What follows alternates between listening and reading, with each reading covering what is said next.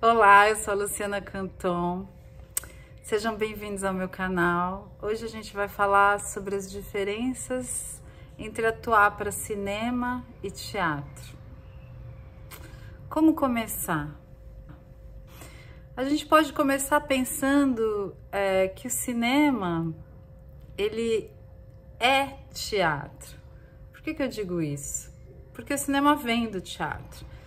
Se a gente lembrar da origem do cinema, a gente tem o quê? A gente tinha até atores entrando e saindo de quadro como se fossem coxias, né? A gente tem uma encenação, a mise-en-scène, colocar em cena cinematográfica também é um teatro específico, mas é um teatro para a câmera, né? É um teatro que não vai ser assistido naquele momento, ele vai ser assistido depois por outras pessoas, né? Então aí entra o dispositivo câmera que vai fazer toda a diferença, como a gente vai ver, tá? A gente vai conversar bastante sobre isso. Mas pensando assim na origem do cinema, então, não sei se vocês lembram, eu vou dar alguns exemplos aqui, mas enfim, existem inúmeros.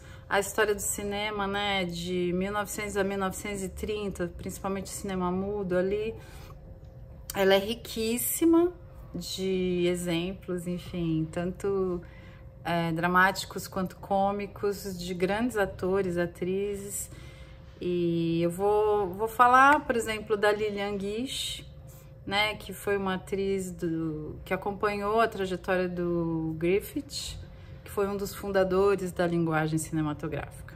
Ele foi a pessoa que mais produziu cinema no cinema mudo, né? Que você pega mesmo Eisenstein na Rússia, aprendeu muito com o Griffith. Então, a linguagem cinematográfica como a gente conhece hoje, a linguagem clássica, não só foi estabelecida por ele, mas principalmente pela constância com que ele trabalhava, né? Então, e aí ele tinha sempre com ele a Lillian Gish, que é essa atriz incrível, que, enfim, não trabalhou só com ele, mas também fez muitos filmes com ele. E a Lillian, eu acredito que seja uma das primeiras atrizes que foi entendendo que aquela teatralidade, vamos chamar de teatralidade, essa expressividade do teatro da época, pode ser, porque a gente pode entender teatralidades de várias maneiras, como cinematografias também, mas enfim, pensando que era tudo. O bacana da gente começar pelo cinema mudo pensando a atuação para cinema é isso, que é tudo muito exagerado, né? Aquelas coisas. E aquilo era atuação para cinema, se for pensar.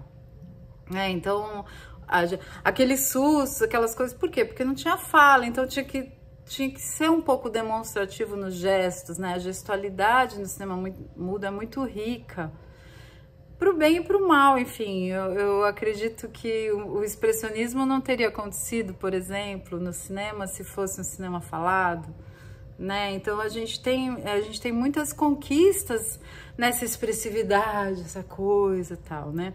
Mas eu pego a Lillian porque, como ela trabalhou muito, ela é um bom exemplo de como ela foi entendendo aquela linguagem e ela foi entendendo que ela não precisava fazer o quê?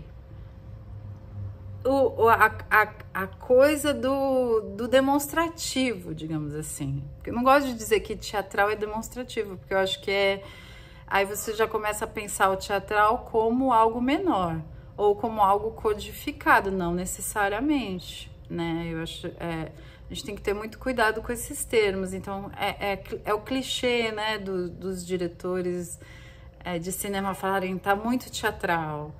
Não, calma, o que é teatral? O demonstrativo, eu acho que ele dá mais conta de um gesto vazio, tá? Mas voltando para Lillian Gish, ela falava uma coisa muito interessante, como a película, né, porque na época era película, ela flica, como metade do tempo a gente tá fora da tela, ou seja, as pessoas não estão vendo o que a gente tá fazendo porque a gente tá flicando no escuro, né? A gente tem que colocar o dobro de intensidade em tudo que a gente tá fazendo. Óbvio, não tinha som também, então vamos pensar sempre isso. Mas o que eu gosto dessa afirmativa dela é que ela traz a questão da presença e do relevo, que eu vou chamar de relevo em 3 dimensões, do ator no cinema. É muito fácil a gente ficar chapado, sem expressão, e achar que aquilo vai ser a maior atuação da vida, né? E aí entra toda essa questão da manipulação, que o Eisenstein, ainda no cinema mudo, experimentou muito, né? Então, a montagem de atrações, a gente via a mesma expressão de rosto, ele cortava para um bebê nascendo, né? Então, aquela expressão poderia parecer um assombro positivo ou para algo negativo. Então, o que acontece? A montagem, ela consegue manipular muitas vezes. Por quê? Porque ela começa a recortar. Então, é por isso que as pessoas também têm tanto medo, eu acho, de atuar para a câmera. É porque eu posso fazer o que eu quiser com a sua imagem. Se eu colocar você reagindo a uma outra coisa, aquilo vai passar a ser real. Então, as fake news estão aí, a inteligência artificial também, né? Quando a gente começa a poder manipular o sentido do que está sendo dito, é assustador mesmo. Então, é difícil confiar. Isso é outra questão que a gente vai falar bastante. Mas mesmo atuando 2 vezes mais, e voltando a Lilian Guiche, ela conseguia uma autenticidade que destoava com os colegas de elenco dela, né? Eu vou deixar um link de uma cena aí para vocês assistirem, da Lilian Guiche, tá? Reparem o olhar, não só o olhar, né? Mas através dos olhos a gente consegue ver que aquilo é real para ela e não aquela coisa estatelada dos atores demonstrativos, tá? Bom, seguindo, a gente pode ainda falar dos atores cômicos, né, do Chaplin, do Buster Keaton, que são, assim, atores extraordinários e 100% autênticos no que eles fazem. E muito mais difícil na comédia, enfim. A gente tem uma vasta gama ali no cinema mudo de expressividades. O que hoje é visto como datado, era o estilo da época, fez grandes obras-primas, né? E era justo para aquele momento. A gente assistiu o Nosferatu do Murnau, né? Aquele vampiro é extraordinário, né? Ninguém vai falar que ele não tá incrível, ele tá assustador, mas é aquela expressão carregada. Pode ser de teatralidade, como a gente genericamente pode falar, mas que não é menos verdadeira. Então, eu acho que a primeira coisa que a gente tem que desconstruir quando a gente pensa atuar para cinema é esse pensamento simplista. Ah, eu tenho que fazer menos. Ai, não, mais natural. Tá muito teatral. Então, são clichês que a gente ouve muito quando a gente faz testes, né? Quando as atrizes e atores fazem teste. E a publicidade é o reinado da convenção. Então, a publicidade é mais feliz, é tudo pelo resultado, né? As pessoas são felizes, não tem sombras, né? Mas no audiovisual a gente tem esse lugar de que a sombra é bem-vinda e desejada, inclusive. Então, a gente quer ter nuances, a gente quer ter relevo no que a gente faz. Pensando assim, se a gente estivesse fazendo uma escultura, ela teria que ser em 3 dimensões. Como o ator é a sua própria matéria, né? Às vezes a gente não tem noção de como a gente está imprimindo na tela. A gente fica preocupado com a expressividade e com o estilo que a gente vai atuar. Então, primeira coisa, quando se vai atuar para cinema, é a gente não se preocupar com o estilo.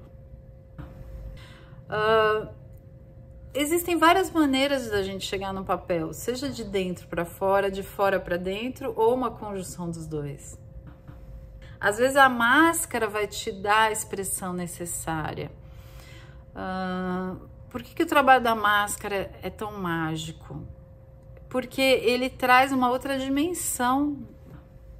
Então, o que eu tô chamando de máscara? Pode ser qualquer coisa, um figurino, um nariz, um jeito de se mexer, um sotaque. Tudo que a gente põe de fora, que seja acoplado à nossa expressão, que não é nosso, naturalmente, é uma máscara. Bom, então, atuar para cinema. Vamos começar falando dos clichês. Se eu faço menos, se eu não faço nada, se eu penso em qualquer coisa, a câmera vai achar que eu tô, nossa, tão profunda. Se eu não tô pensando em nada, eu tô super profunda. É verdade. Tanto é que tem aquele icônico final da Greta Garbo, da Rainha Cristina, né? Que ela faz uma cara de nada e que dizem que o diretor falou para ela, só conta até 5, ela fica lá no final e todo mundo, nossa, que grande interpretação, e ela não tá pensando em nada. Então, esse é o poder de manipulação do cinema.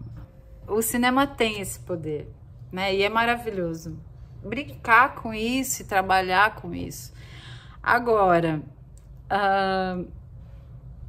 lembrando que é óbvio, a gente pode fingir qualquer coisa, né? Mas a arte da atriz, do ator, eu acredito que pode ser mais do que isso, do que simular uma expressão, né? Mas aí que tá, cada filme tem uma necessidade. Então, se eu só tenho a necessidade de simular, por que eu vou sentir, né? É só pegar os filmes do Godard. Se eu for sentir, vai ser ridículo. Ele tá quebrando tudo. Então, assim, a gente sente essa leveza, a gente sente esse poder, né? Quando a gente assiste os filmes da juventude do Godard, o que tem, né? No Pierrot Le Fou, que é tão cativante. É isso, eles não estavam brincando de fazer cinema. Eles estavam, vamos gravar. Pega isso aqui, vai. Então, assim, não tinha esse peso dramático da arte do ator.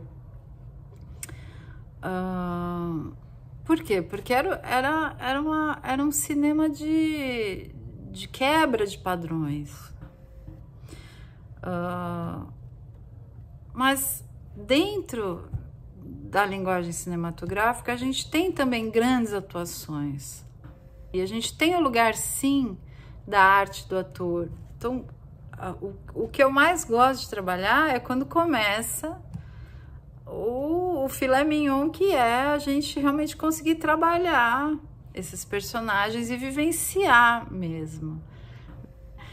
De novo, não é certo e errado, mas a vivência, ela é muito transformadora para quem atua e para quem assiste. Eu vou dar como exemplo uma série, para não só ficar falando aqui de filme, uma cena da série A Sete Palmos, que eu estava revendo, que é a atriz, que é a mãe, ela tá no funeral do marido e os dois filhos estão brigando.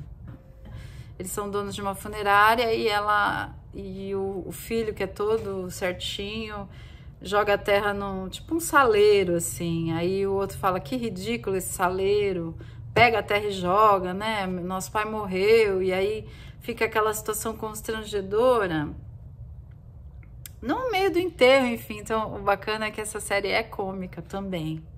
Então, ela transita entre o cômico e o dramático, e essa cena mostra isso muito bem. O começo é cômico, e aí ela termina de uma maneira muito dramática, que é a mãe, ela vira e fala, peraí. Aí a mãe vai e pega a terra e começa a jogar no caixão do marido, e começa a jogar, e começa a jogar. E aí a atriz que faz esse papel, ela é extraordinária, né? E eu gosto dessa cena como exemplo, porque ela mostra bem o que é vivenciar uma situação no cinema. Ela passa por aquela experiência. Quando a gente assiste essa cena, a gente fica... Aquilo realmente aconteceu para ela, naquele momento da filmagem. Então, voltando à mise-en-scène. Colocar em cena, mise-en-scène. Passar por uma experiência. Então, como é que ela consegue passar por uma experiência? Porque ela acreditou que aquilo era real. E que alguém realmente tinha morrido naquele momento. A morte é a coisa mais fácil que dá para ver quando a pessoa aceitou uma situação ou não. Ou morreu ou não morreu, né? Quando a gente está dirigindo o ator, é só a gente se perguntar: consigo acreditar que esse marido morreu ou não? E é lindo, porque essa cena a gente consegue, né? E aí, o que acontece? Quando se instaura... Quando o ator acredita na circunstância, que a gente estava falando no vídeo passado do senso da verdade. Quando a atriz acredita na circunstância, ela instaura uma atmosfera, no caso de morte, no caso de enterro, que é o que estava sendo narrado. Então tá corretíssimo, é isso. Então a atmosfera, ela vem como? Ela não vem de uma fumacinha que alguém joga, né? Tudo isso é uma maquiagem, né? Tudo isso é cosmético. A atmosfera no cinema, ela também vem da atriz, do ator. Vem da onde? Do que é real para ela. Ai, mas como é que... As pessoas não têm paciência de aceitar. Então a atmosfera criativa não chega. Então aquele set fica falso. Quantas vezes a gente não vê um filme e fala: nossa, tá tudo encenado, não tem nada real ali. Eu sempre digo isso. Quando a gente chega no set, a gente tem que instaurar. O que a gente tem que instaurar? Se é a nossa casa, é a nossa casa. É aquele lugar que a atriz ou ator tem que ter o domínio mesmo. Domínio o quê? Domínio cênico. Da crença. Pegando esse exemplo, é o enterro do meu marido? É o enterro do meu marido e aquilo é real. Quando a gente lê o roteiro, a gente tem toda uma ideia do que vai ser aquela coisa. A gente passa 1000 coisas na nossa cabeça. E como passou também na de quem escreveu e na de quem vai dirigir, né? Mas, para mim, eu acredito muito que a arte da atriz, do atuante, do ator no audiovisual é saber abrir mão dessas imagens, abrir mão dos conceitos que a gente vai formando a respeito daquela situação e abrir cada vez mais caminho para não saber. Então, quando eu tô na frente da câmera e eu não sei o que vai acontecer, é como se a gente tivesse... Eu tenho sempre essa imagem, que é um blackout, assim, é como se tivesse uma porta para um buraco negro mesmo. Então, dá aquela vertigem. Eu não sei se vocês já passaram por isso. Quando vai rolar a câmera, você fala: ai, eu vou ou não vou, eu vou ou não vou. E aí, a gente tem duas opções. Ou a gente vai e vive momento a momento, ou a gente encapsula aquela experiência num jeito, ou num conceito, ou naquela maneira que a gente previamente estabeleceu para fazer. Ou aquilo que eu estava dizendo, eu vou dar uma grifadinha aqui numa emoção. Então, assim como na vida, não existe meio termo. Ou a gente passa por uma experiência e consegue essa autenticidade, ou a gente vai estar sempre mentindo de alguma maneira, tá? Eu vou recomendar para vocês o texto O Ator no Cinema, do Tarkovsky, ele fala muito disso. Ele fala do que é passar por uma experiência, do que é o ator no cinema, né? Acho que vale a pena até a gente ler junto esse texto, de repente, num vídeo, porque ele é muito profundo. Ele fala assim: nem cães e gatos gostam que soprem em seus rostos. Ou seja, ninguém gosta de ser assoprado uma verdade que não é verdade, né? Ninguém gosta de ser manipulado. As pessoas sabem mais, elas entendem o que é real, o que não é. Então, como é que isso pode ser aplicado para a direção de atores também?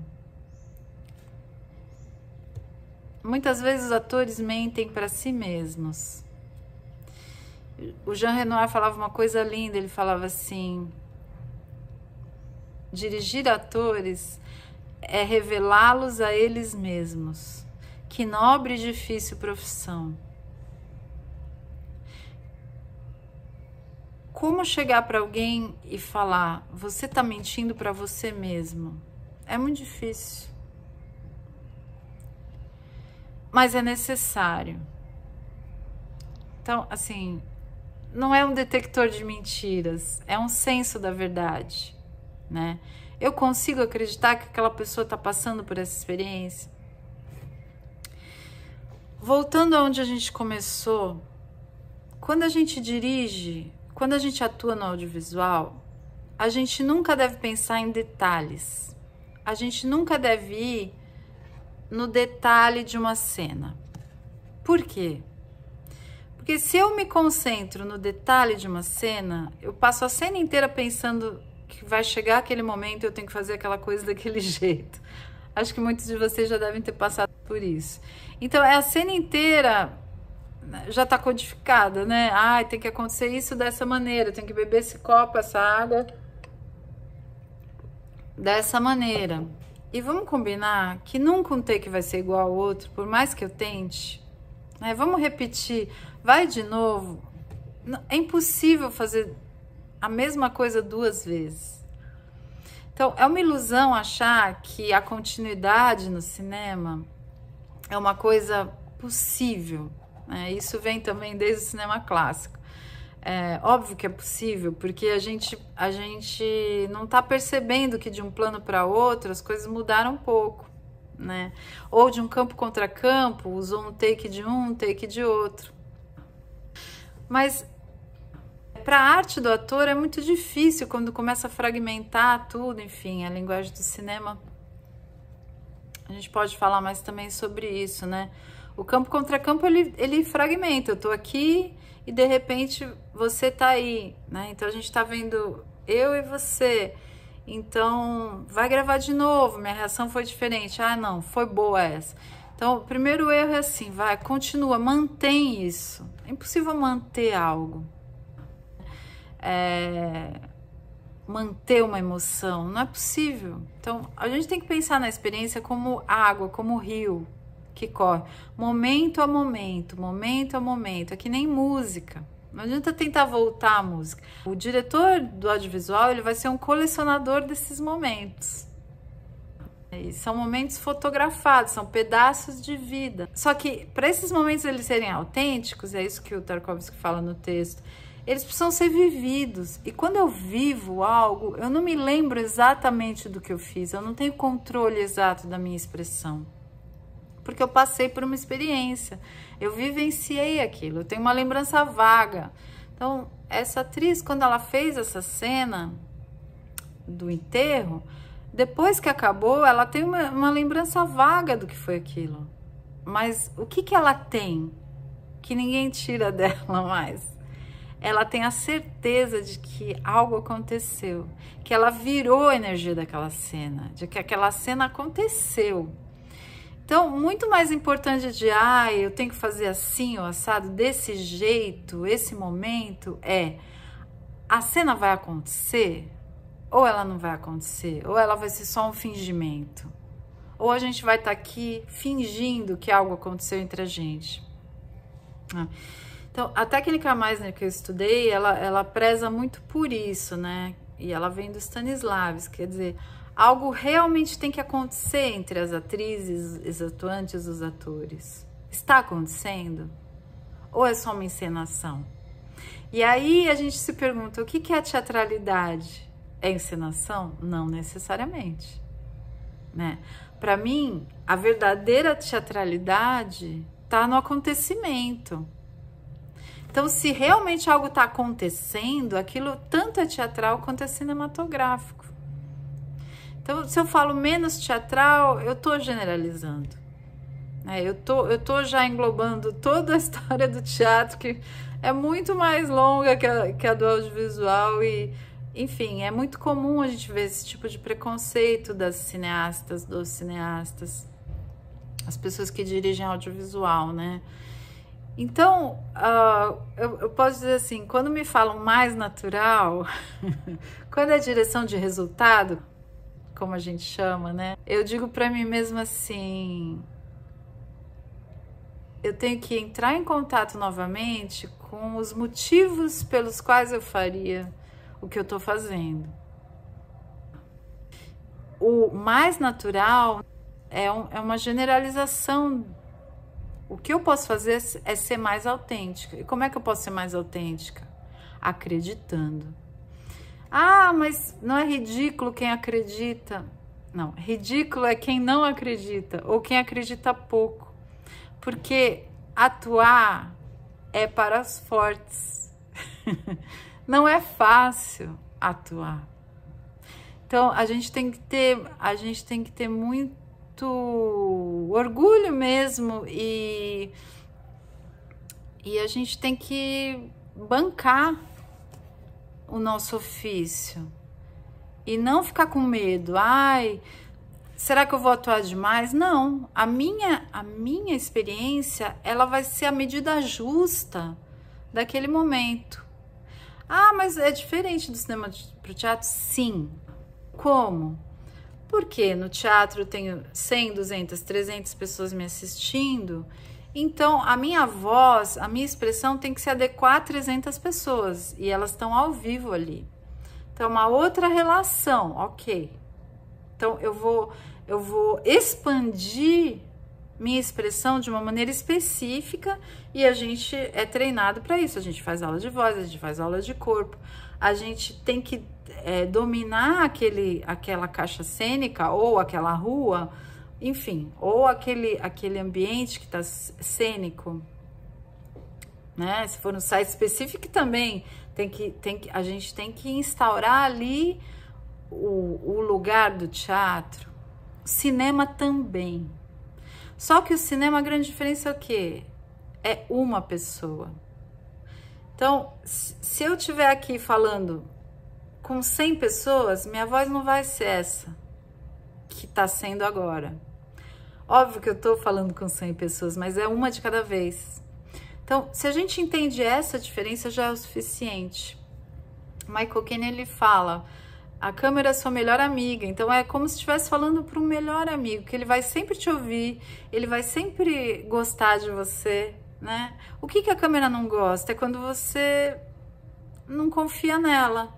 Quando você fica, ai, tá me olhando, fica receoso dela. Então, aquelas atrizes, aqueles atores que ficam sempre com aquela coisa da câmera. Não sei se vocês já viram. Tá em cena, mas tem a consciência da câmera. Então, vou tentar fazer aqui, né? Ó, eu tô consciente de que alguma coisa tá me olhando. Né? Faz sentido? Então, assim, é simplesmente se relacionar com quem tá aqui, né? Com a situação. Então, a concentração é fundamental. O cinema ama a concentração. Aliás, a arte de atuar no audiovisual tá relacionada a relaxamento e concentração. Então, quanto mais eu relaxo, eu esqueço de mim mesma, eu me concentro no que está acontecendo. Ansiedade, nervosismo também, duas coisas horríveis. Por quê? Porque na ansiedade nada imprime. Tem um pouco a ver com o que a Lillian Gish estava falando lá na década de 20. Eu tenho que ter consistência no que eu tô fazendo, mesmo no audiovisual. Se eu tô fazendo muito rápido, você não presta atenção em nada, não tem relevo. Então, pode reparar, quando a pessoa começa a conseguir relaxar, a Julianne Moore que fala, né, que para ela atuar para cinema é relaxar, é relaxamento. O que tá chamando de relaxamento? Não só esquecer de si, mas é uma conexão comigo mesma e o aqui e agora. Então, relaxar é chegar no aqui e agora. Quando eu cheguei no aqui e agora, eu tô aqui agora, hoje, eu esqueci da minha vida antes, eu tô aqui nesse momento, nesse lugar, aí sim eu posso começar a entrar dentro desse universo imaginário, né? Porque até aí eu relaxei, eu tô aqui presente, eu ainda sou eu mesma, Luciana, né? Quando começa, né, a morte do marido, o enterro, supondo, né, que essa cena é a personagem, tá? Então, como é que eu puxo eu tô aqui, como é que eu puxo todo esse imaginário? Acreditando, tá? E aí como acreditar? Faz parte da magia, né? Ou a gente acredita ou a gente não acredita. Então, se a gente dirigir as atrizes, os atuantes, os atores, pensando nessas situações primeiro, o que a gente vai ganhar? A gente vai ganhar o autêntico. Por quê? Porque eu não vou falar, o seu olhar naquela hora é isso, não, menos triste. Já viram muito isso, né? Direção de resultado, que a gente chama. Não, ali é perfeito, mantém esse olhar. Se eu for manter aquele olhar, pronto, já pensei no olhar, já tô consciente de eu mesma, já estraguei, já saí da situação, tá? Bom, enfim, são muitas coisas, mas por hoje vamos pensar no relaxamento, né? E nessa concentração. Tá? Quando eu concentro, é como uma lente que começa a focar, né?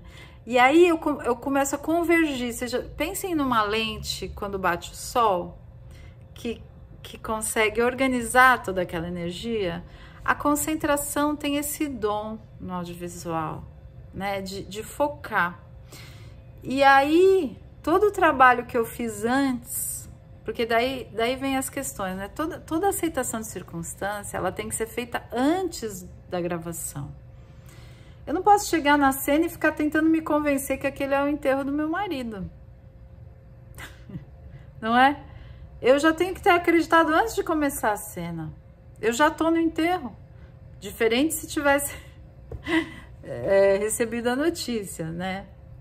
Quando a gente está ensaiando, o que a gente faz? A gente passa pelas ações e a gente tudo vai se encaixando, né?